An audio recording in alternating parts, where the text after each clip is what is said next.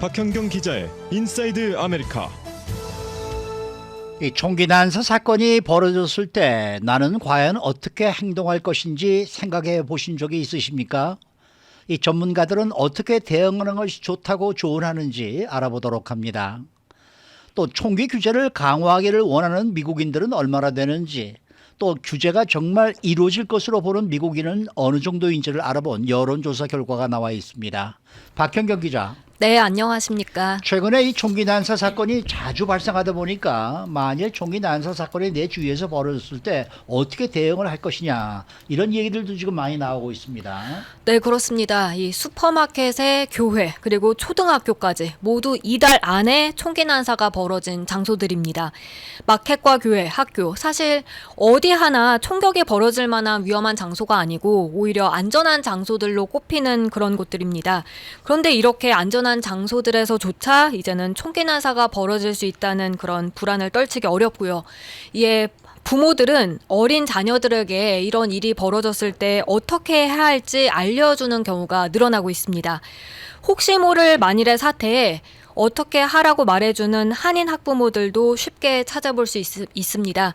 잠시 들어보시겠습니다. 총기 이런 게 난사가 되거나 뭐 사건이 있으면 엎드리고 이렇게 한번 얘기를 해줬거든요. 제가 큰애한테 지금 알아들을 수 있는 나이가 큰애밖에는 정도는 안 돼서 무슨 일이 있으면 무조건 몸을 숙이고 뭐 책상 밑에 들어가거나 어디 일단 몸을 숨겨라, 그리고 계속 또 움직이지 말고 있어라, 뭐 이런 식으로.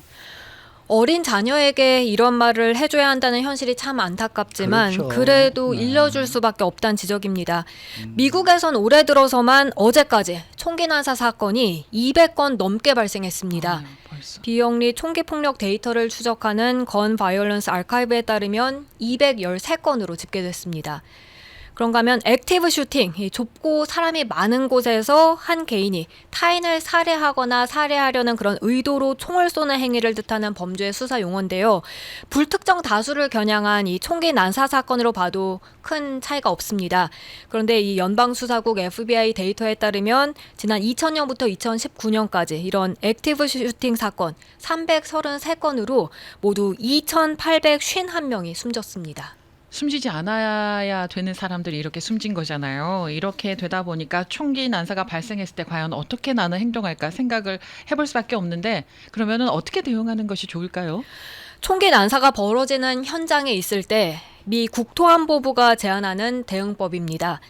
Run, hide, fight 대응법입니다. 도망가고 숨고 맞서 싸워라 입니다. 총기 난사가 발생했을 때 가장 많이 권고되는 게 이 대응법입니다. 그러니까 run, hide, fight. 이 간단하긴 한데 그렇게 말처럼 쉽게 되지는 않을 것 같아요.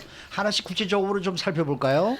네, 먼저 run, 도망치라는 건데요. 네. 이건 사실 누가 알려주지 않아도 당연히 그렇게 할 것 같잖아요. 네. 그렇지만 실은 그렇지 않다고 전문가들은 말합니다.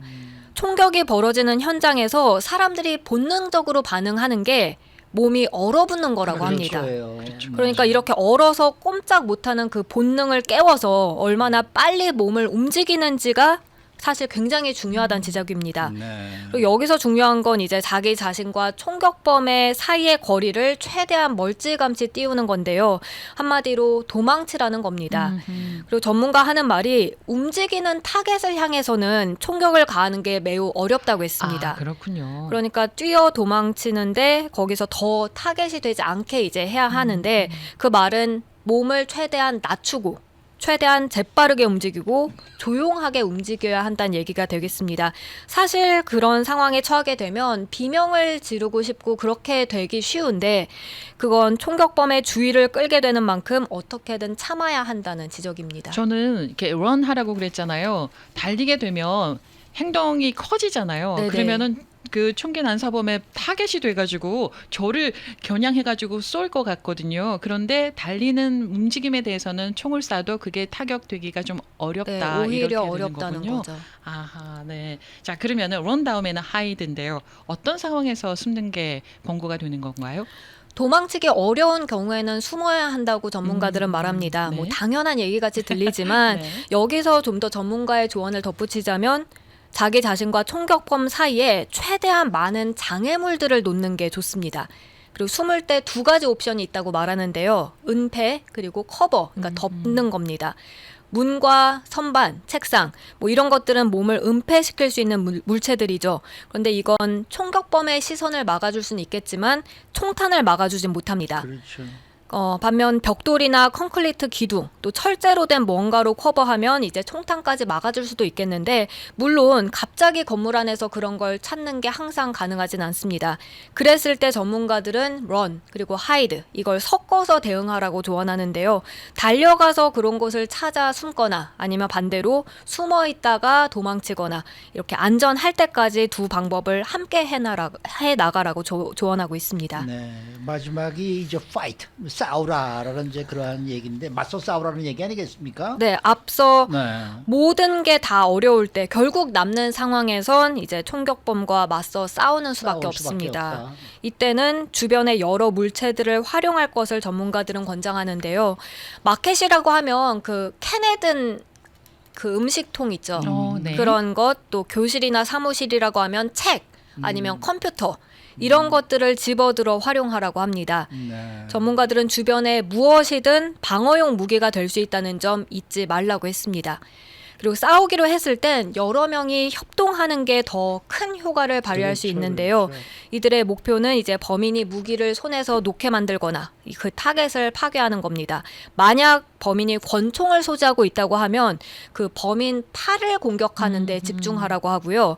AR-15과 같은 소총을 갖고 있다면 우선적으로 그 총구의 방향을 바꾸게끔 통제해보는 게 가장 좋겠습니다. 그 다음에 이제 범인을 쓰러뜨리라는 조언입니다. 이번에 대만계 교회에서 일어난 총기 사고에서는 싸웠잖아요. 예, 네네. 그래서 좀 목사님이 예. 의자를 들어서 네. 저 이렇게 때렸대죠. 네네. 네. 그리고 또 성도들이 몰려가지고 이제 제압을 하고 네, 묶었다고 네, 하는데, 네. 네. 자, 그 밖에 또 우리가 알아야 할 부분이 있으면 어떤 게 있을까요? 지금 말씀드린 run, hide, fight 대응법이 정확한 과학은 아니라는 점입니다. 그렇죠. 그렇죠. 이게 일반적인 가이드라인이 될 수는 있지만 그 현장에서 상황을 보고 개인적인 판단이 더 맞을 수 있다는 점 중요하겠습니다. 그리고 현실에선 총기 난사가 벌어지게 된다면 상황을 파악할 시간이 사실상 없다고 봐야 하는데요. 그럼에도 불구하고 이런 점들을 인지하고 준비해 놓는 게 아무런 생각도 준비도 하지 않는 것보단 확실히 안전성을 높인다고 전문가들은 말합니다. 그리고 마지막으로 그런 상황에서 가장 중요한 게 바로 마음가짐이라고 하는데요. 많은 사람들이 신체적인 그런 육체적인 면에 초점을 맞추게 되지만 마음가짐이 진정 모든 것이다라고 말합니다. 제대로 된 마음가짐을 지니지 않는다면 뜻대로 하지 못하게 되기 때문이라고 설명했습니다. 전문가님들, 당신들도 이렇게 잘 할 수 있을까요? 전 되묻고 싶습니다. 그런데 지금 댓글창에 네. 이거 뭐 전 국민 유격 훈련할 상황이네요. 라는 저희가 이게 댓글을 뉴스 해주셨어요. 시간에 이런 것을 전해드릴 수밖에 없는 상황이 됐다는 점이 좀 전해드리면서도 좀 죄송하기 짝이 없네요. 맞습니다, 맞습니다. 네. 참 이 총기 규제에 대한 미국인들의 찬반 여론이 상당히 뜨겁죠. 과연 더 강력한 총기 규제를 원하는 미국인들이 얼마나 될까 이런 조사가 실시가 됐다고 그러는데 결과가 어떻게 나왔습니까? 네, 로이터와 입소스가 텍사스 초등학교 총기 난사 사건 바로 다음 날인 어제 미국인 940명을 대상으로 해서 총기 규제에 관한 여론조사를 벌였습니다. 그 결과 응답자 84%는 총기 판매에 대한 신원 조사를 지지하는 걸로 나타났습니다. 그리고 70%는 공공안전에 위협이 되는 인물들로부터 총을 압수하는 법안 지지한다고 밝혔습니다. 이는 응답자 65%가량이 미국에서 총기를 구입하는 게 쉽기 때문에 많은 총기 난사 사건이 벌어지는 것 같다라고 믿는 것과 맥을 같이 하는 것입니다. 그리고 이 때문에 72%가량은 총기 구매 연령을 18살에서 21살로 높이는 것에도 찬성하고 있습니다. 네. 그러면 또 다른 여론조사도 있다고 하는데 그 결과는 어떤가요? 이건 CBS 뉴스와 유고브가 공동으로 실시한 조사인데요. 네. 이 조사 시점은 뉴욕주 그 버팔로 슈퍼마켓 총기 난사 사건이 벌어지고 나서지만 그 텍사스주 총기 난사 사건이 발생하긴 전입니다. 그 사이에 조사가 진행된 겁니다. 여기서는 전체 54%가 보다 강력한 총기 판매 규제가 이루어져야 한다고 대답했고요. 30%는 총기 판매법이 지금과 똑같이 유지되길 바란다고 바란다. 그리고 16%는 오히려 총기 규제법이 느슨해지기를 원했습니다. 네. 이 조사에서도 이 로이터와 입소수 조사보다는 적지만은 과반이 총기 규제가 더 강화되기를 바라는 것으로 나타나고 있는데 규제가 정말 이루어질 것으로 보는 미국인들은 얼마나 되는지 이런 또 조사도 있었다면서요. 네, 그 로이터와 입서스 조사 결과 대부분 미국인들은 의회가 행동에 나서지 않을 것으로 바라봤습니다. 올해 의원들이 총기 규제를 강화할 것이다라고 확신한다는 응답은 전체 35%에 불과했습니다. 그리고 거의 절반에 달하는 49%는 확신이 없다고 했고요. 지난 10년 동안 총기 난사 사건이 잇따랐음에도 불구하고 의회에서 매번 그렇게 총기법 강화하는 데 실패해 왔기 때문에 이번에도 또 바뀌지 않을 것으로 보는 미국인들이 상당수에 달하는 것으로 보여지고 있습니다. 네, 네. 오늘 말씀 잘 들었습니다. 감사합니다. 네, 박현경 기자였습니다.